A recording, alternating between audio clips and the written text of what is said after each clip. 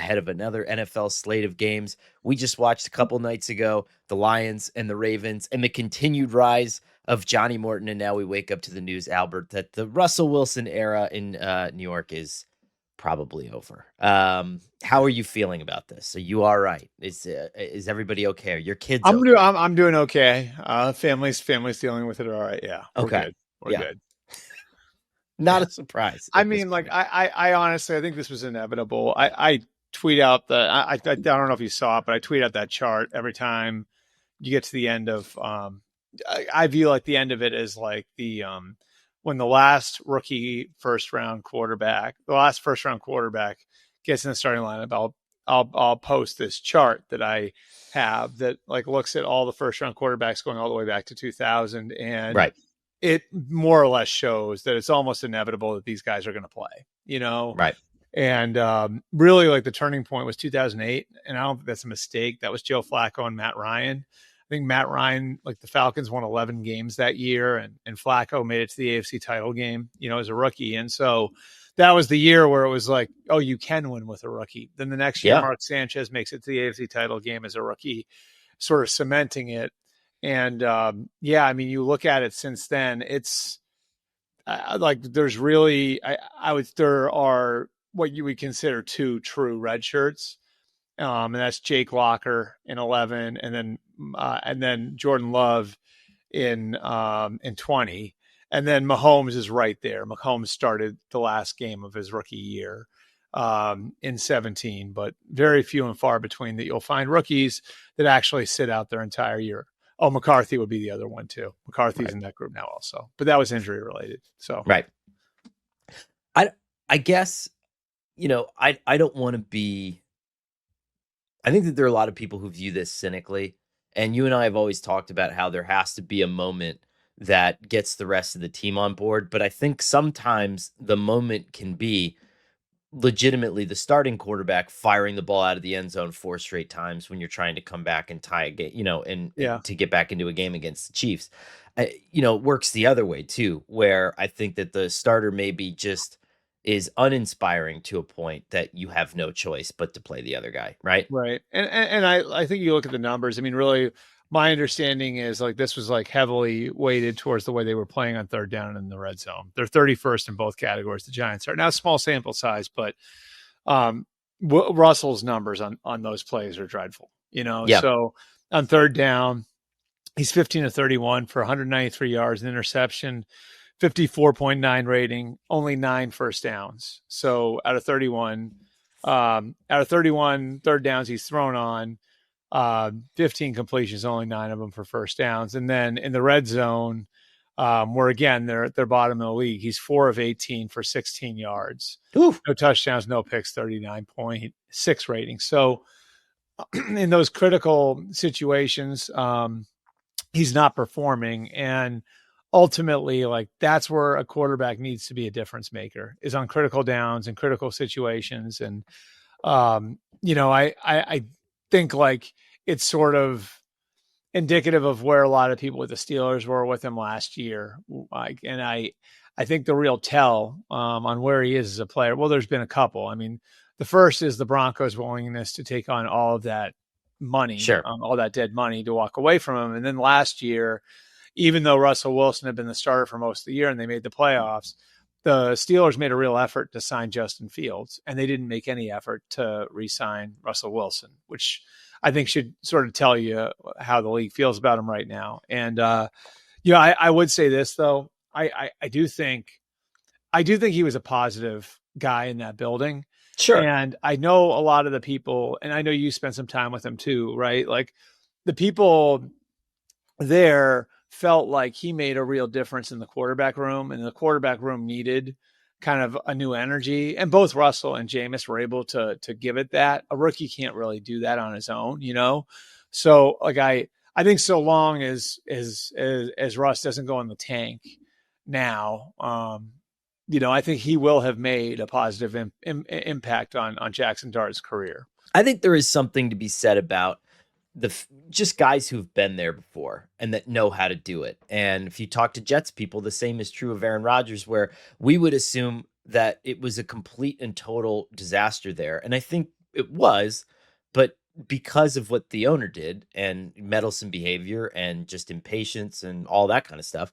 But in terms of Aaron's day-to-day interactions, I think they inspired a lot of confidence, or at least people looking at him and saying, like, okay, he's got this more than Zach Wilson's got this. And Yep. I think Russell Wilson coming in this year with the Giants was the same thing, where at least there was like a reliable vehicle in the driveway where everyone's looking out and being like, okay, it's not Jameis. Like it doesn't have to be Jameis Winston, which would be a little bit more erratic and a little bit more up and down. It doesn't have to be the kid yet. He can get us through some of the tougher games. Mm-hmm. And Russ, regardless of what's happening to Russ, he's always going to be Russ, right? Which is perpetually positive, Yeah.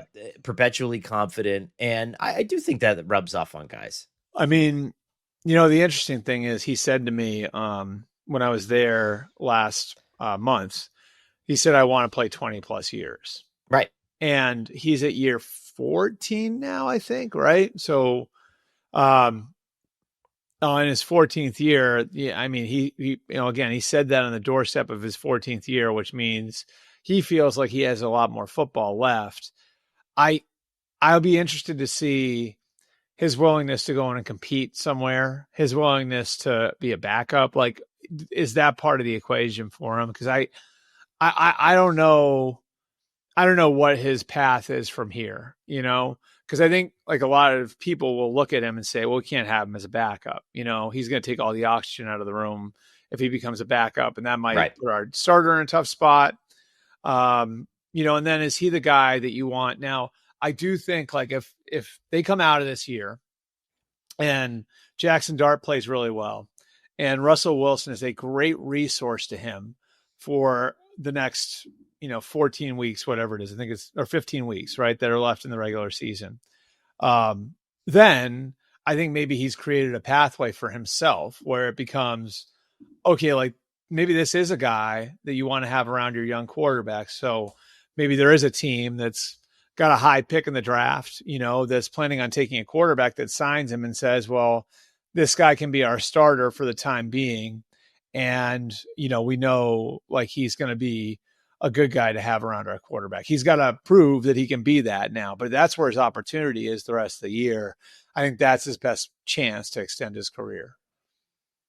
I think so too. And I mean, I wonder what's frustrating about him is the fact that we would see games where he would extend plays, he would pick up first downs, he would lower his shoulder, which is tough to do for a guy who's 5'11" at the tail end of his career at 37. I'm not saying that he's wrong in wanting to play a different kind of football. He's been Yeah. trying to reinvent himself since he paired up with Nathaniel Hackett in Denver, right? Yep. But I what is frustrating is you watch some of those games from the Chiefs, like especially the Chiefs game on Sunday night, and it's just like just go. You know what I mean? You're sitting there in your house, and you're just go. And I wonder if even if Jaxson Dart can just do that, right? Right. And there's a little bit of cowboy in him Yeah. where he doesn't care. He will leave the pocket. He will helicopter himself. There's a lot of Baker to him. There is. There's a lot And of I Baker. just wonder if that's the difference between, because like you said, you look at third downs, you look at goal line. That's the difference in the equation, right? Like a lot of these quarterbacks, you can draw up plays for them and they can put the ball where you want them to put it. The difference is, do you have that extra little zhuzh to get the ball over the goal line, to get the ball over the first down marker?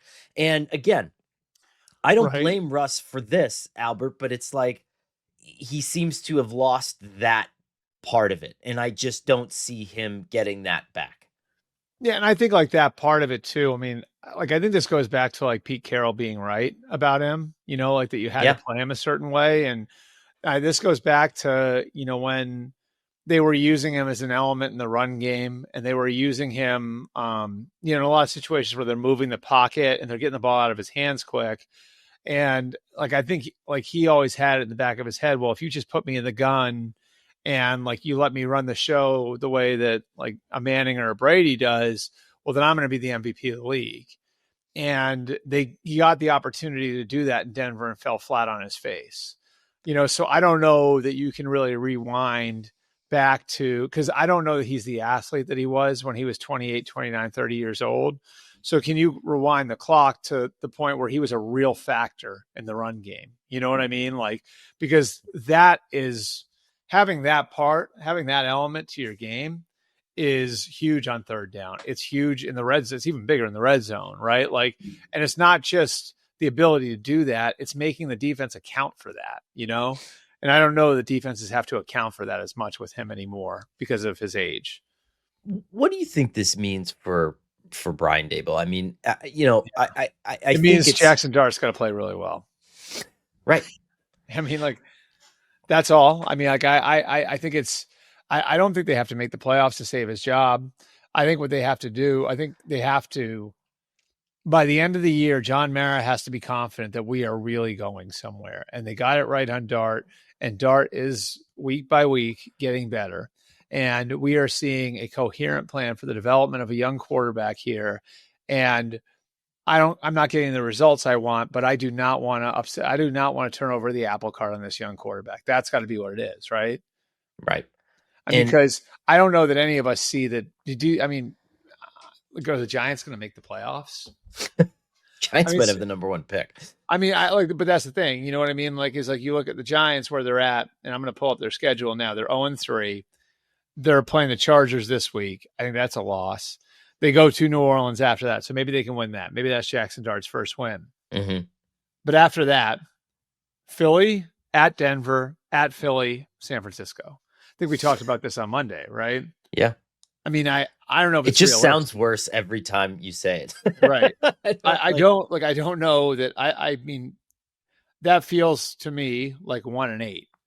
Now, can Brian Daboll save his job if the team finishes 7-10 or 6-11? I think the only path is you have to do such a good job with the young quarterback that ownership is going to look at it and say, like, we can't screw our young quarterback. I mean, John had that line. What was it? Like, what did he say they did to Daniel Jones? He said we screwed. the It wasn't we screwed him, but it was something along those lines, Yeah. right? Yeah. It was something along the lines of we screwed Daniel Jones. Like, don't forget that line, whatever that was. And I botched it, but it's something like that. Because I think he's probably going to look at it and say, if my young quarterback shows promise, am I screwing him by firing the coach? Am I screwing him by changing the system? Am I doing what I did with Daniel Jones again with Jaxson Dart? And so, like, Brian Daboll does have a path to keeping his job here. And it's going to have to involve winning some games, but I don't know that it's realistic to expect the playoffs at this point. I think what is realistic is to expect, if you're John Mara, all right, you drafted this quarterback. This was your choice. It's your system. You've got a lot of your players here who've been playing in your system for a while now, right? So how, like what does this look like at the end of the year? And if you can convince me that this young quarterback is about to really break through in 2026, then I can't pull the plug on it. But Right. the flip side is, if it doesn't look right, if you have questions about the young quarterback, then I mean, the choice is made, right? Like, then it's like, we can't go through this again. What it's again, you look at that schedule, and I saw some analytics outfit had the odds that the team's going to get the number one pick. I've watched all the Saints games this year. I've watched all the Giants games this year. I know it's crazy to say this, but New Orleans looks better to me. They just do, even with Spencer Rattler at quarterback. Yeah. And maybe Jaxson Dart gives you a little bit more and transforms this offense. And so they give it to the Chargers. That's the one. If it looks really bad, like the volume is going to be turned way up. I know. And with they lose that game, because it's easy. I think to some degree they can't lose 70-0 this week, right? Yeah. But I think to some degree, like, reasonable people are going to be like, okay, like, that's a really good Chargers team. Jaxson Dart's making his first start. Like, we're not gonna rake them over the coals. But that Saints game, that to me is kind of an inflection point. I think they can't lose that one in an ugly way. It would almost be, I mean, organizationally, right? Yeah. I mean, mean, God, and it's crazy to think back now and say, like, and to look at all the top 5 picks and to see how they've been allocated Yep. and to wonder if this is ever gonna, to wonder if this is ever gonna change. But imagine that they do get the number 1 pick, which again, I don't think that's far off. This Right. schedule is relentless. And what does that look like at that I point? mean, it's either you trade it for a haul because either Garrett Nussmeier or Drew Aller or Lenora Sellers or Fernando Mendoza, whoever it is, like one of the college quarterbacks really emerges. And now all of a sudden you're in that spot.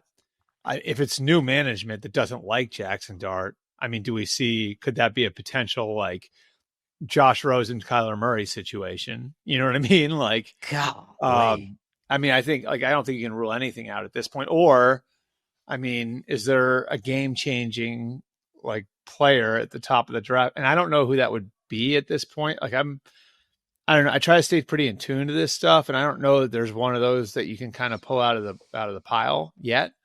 Um, yeah, it'd be an interesting spot for them to be in. My guess would be if they wind up with the first pick, they trade it, and try to use that to put pieces around Jaxson Dart, because everything we've seen from Dart to this point has been really impressive. I will say that, and I can tell you just from the people that I know there that like they would have been comfortable starting him week 1. I almost feel like part of it was like Brian Daboll sticking to his word that Russ was going to be the starter.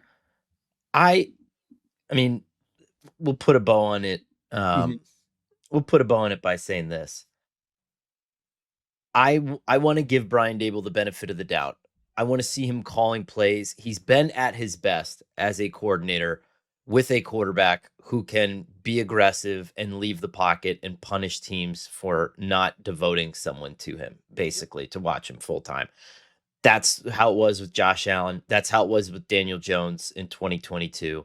And so you look at that and you say, okay, can we climb up and be like the 22nd best offense by the end of the year with a rookie quarterback?